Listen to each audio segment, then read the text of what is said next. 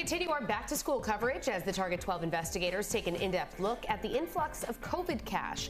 Since the pandemic started, school districts across the state have received waves of federal funding to address learning loss. But with the final infusion of cash about to expire September 30th, how are districts adapting? Target 12 investigator Kate Wilkinson spoke with superintendents and found some districts are keeping some of the changes. Some superintendents tell me the roughly $600 million they've received over the last 4 years has allowed them to add a variety of new positions. But now with the COVID money running out, they've made some tough budget decisions in order to keep them. In January, Rhode Island Department of Education Commissioner Angelica Infante Green warned there would be direct impacts on local districts' budgets, with the last of the COVID cash running out this year. Districts have to make difficult choices. There will be layoffs. Fast forward to March, when Providence Public Schools sent notices to 360 teachers that they would need to find another job within the district. How much would you say is affected by COVID cash?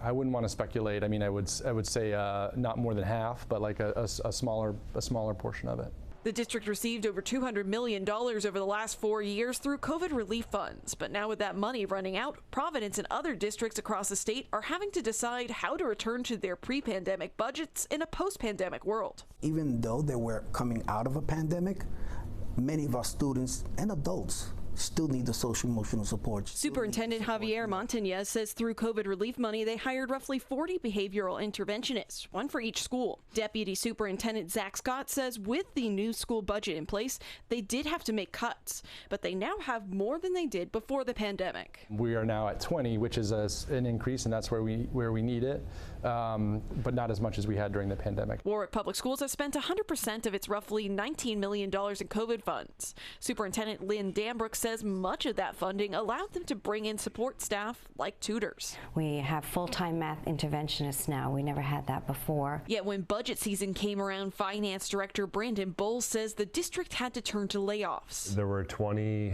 teachers assistants that were laid off and about 15 positions within the Warwick Teachers Union. Only 5 of those were true layoffs. The other 10 were retirement. But he says cuts like those allowed them to keep some of the COVID-related changes. The math interventionists are now being funded by our general fund.